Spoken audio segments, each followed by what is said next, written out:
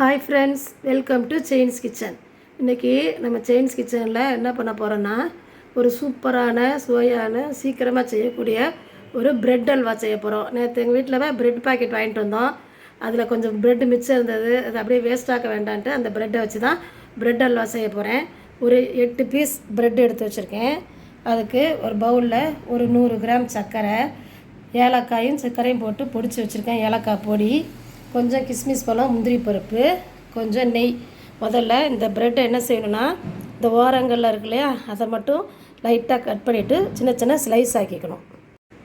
இப்போ நம்ம இந்த ப்ரெட்டெல்லாம் நல்லா ஓரங்களை கட் பண்ணிவிட்டு நல்லா சின்ன சின்னதாக ஸ்லைஸ் பண்ணி வச்சுட்டோம். சாரி ஃப்ரெண்ட்ஸ், இந்த பொருள்களை சொல்லும்போது கொஞ்சம் மறந்துட்டேன். இந்த சின்ன கிளாஸில் காய்ச்சி ஆற வச்ச பால் இதையும் எடுத்துக்கணும். இப்போ நம்ம ப்ரெட் அல்வா செய்ய ஆரம்பிக்கலாம். இப்போ நம்ம ப்ரெட் அல்வா செய்ய ஆரம்பிக்கலாம். ஸ்டவ் ஆன் பண்ணிவிட்டு ஒரு அகலமான கடாயை வச்சு ஹீட் ஆனவுடனே ஒரு 2.5 ஸ்பூன் நெய் ஊற்றி முதல்ல நம்ம எடுத்து வச்சுக்கணும்ல முந்திரி பருப்பு அதை போட்டு லேசாக வறுத்துட்டு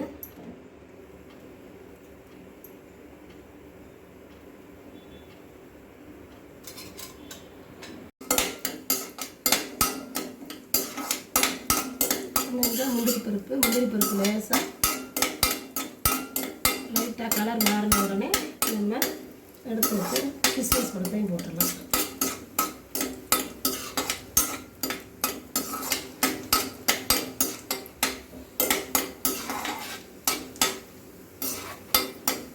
இப்போ முந்திரி பருப்பு நேரம் மாறிடுச்சு. இப்போ நம்ம எடுத்து வச்சு கிஸ்மிஸ் பழம் போட்டு அதை பபுள் மாதிரி ஊற்றி வந்த உடனே அதை தனியாக நம்ம அதை ஒரு பிளேட்டில் மாற்றி எடுத்து வச்சுக்கணும்.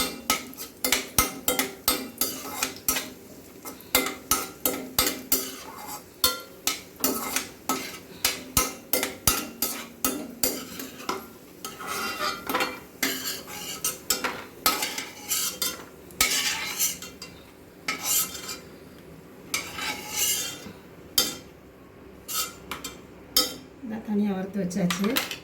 ஏற்கனவே அதில் மிச்சம் நெய் இருக்குல்ல, அந்த நெய்யோட கொஞ்சோண்டு நம்ம ரீஃபைண்ட் ஆயில் ஊற்றிக்கலாம். நிறையெல்லாம் ஊற்ற வேண்டாம், கொஞ்சமாக ரீஃபைண்ட் ஆயில் ஊற்றிட்டு நம்ம எடுத்து வச்சுருக்கோம்ல ப்ரெட் பீசஸை ஸ்லோ ஃப்ளேமில் வச்சு லேசாக ஃப்ரை பண்ணி எடுத்துக்கணும்.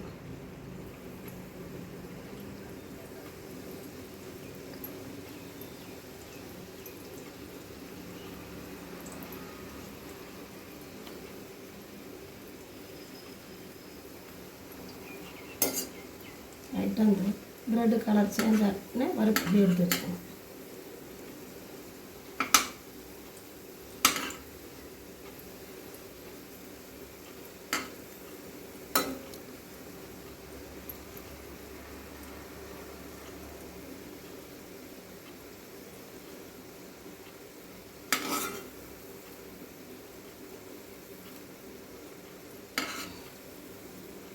ரொம்ப ஹை ஃப்ளேமில் வச்சோம்னா கறியிரும், கலரும் சேஞ்ச் ஆகிரும். நம்ம கொஞ்சம் ஸ்லோ ஃப்ளேம்லேயே வச்சு எல்லா ப்ரெட்டுகளையும் நம்ம அப்படி தனித்தனியாக வறுத்து எடுத்து வச்சுக்கணும்.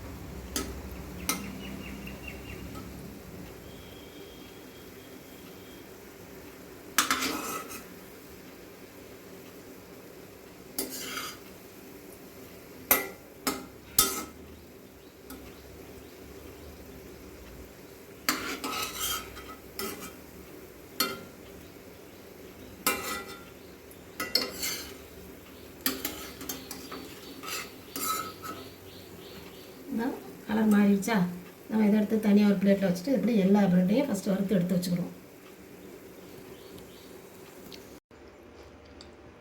இப்போ எடுத்து வச்ச ப்ரெட்டெல்லாம் நல்லா முறுமுறுன்னு நல்லா தனியாக வறுத்து தனியாக எடுத்து வச்சிட்டோம்.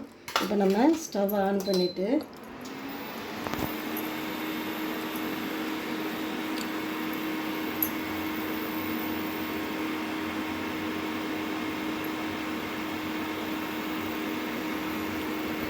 நம்மளுக்கு ஒரு 8 ப்ரெட்டுங்கிறதுனால கொஞ்சம் நேரம் அந்த ப்ரெட்டு முழுகிற அளவுக்கு வேணுனால ஒரு 1.5 கப்பு மட்டும் சர்க்கரை போட்டுக்கலாம்.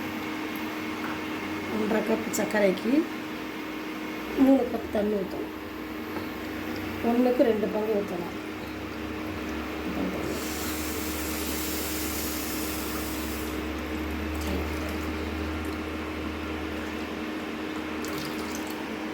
பங்கு தண்ணி ஊற்றியாச்சு.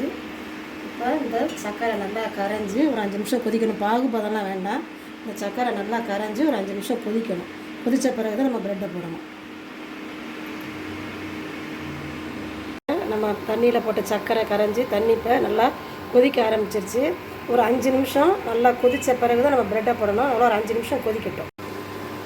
இப்போ பாருங்கள், நல்லா 5 நிமிஷம் நல்லா கொதிச்சிருச்சு. இப்போ நம்ம எடுத்து வச்ச ப்ரெட் பீஸுகளை இதை போட்டுறணும்.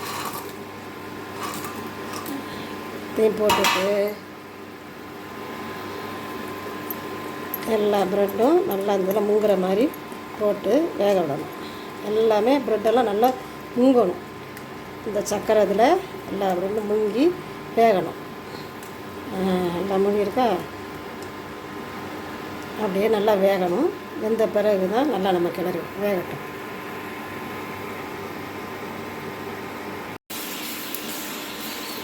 பாருங்கள், நல்லா நம்ம போட்ட ப்ரெட்டெல்லாம் நல்லா வெந்து ஒன்று போல் மிக்ஸ் பண்ணியாச்சு.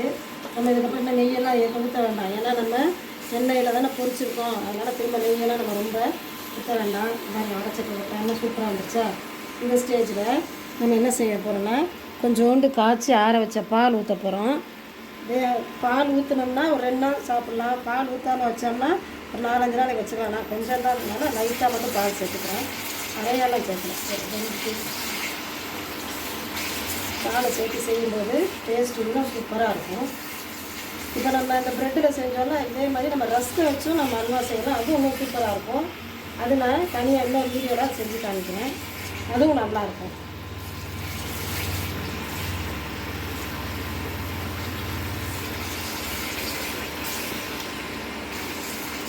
நல்லா கிண்டியாச்சு.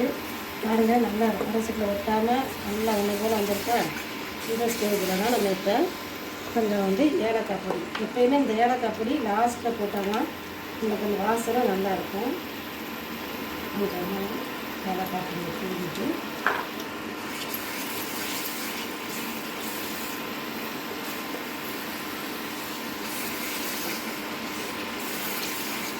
நல்லா கலந்து விட்டுட்டு நம்ம ஏற்கனவே வறுத்து வச்சோன்னா கிஸ்மிஸ் பழம், முந்திரி பருப்பு அதையும் போட்டு நல்லா கொஞ்சம் கலந்து விட்டுட்டு ஆஃப் பண்ணிட்டோம்னா அருமையான ப்ரெட் அல்வா ரெடி ஆகிடுச்சு.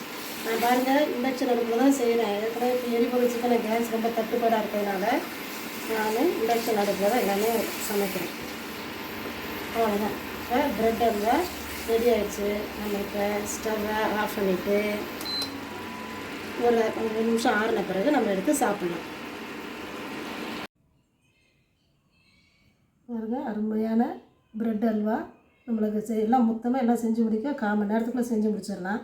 அருமையான சுவையில் ரெடி ஆகிடுச்சு.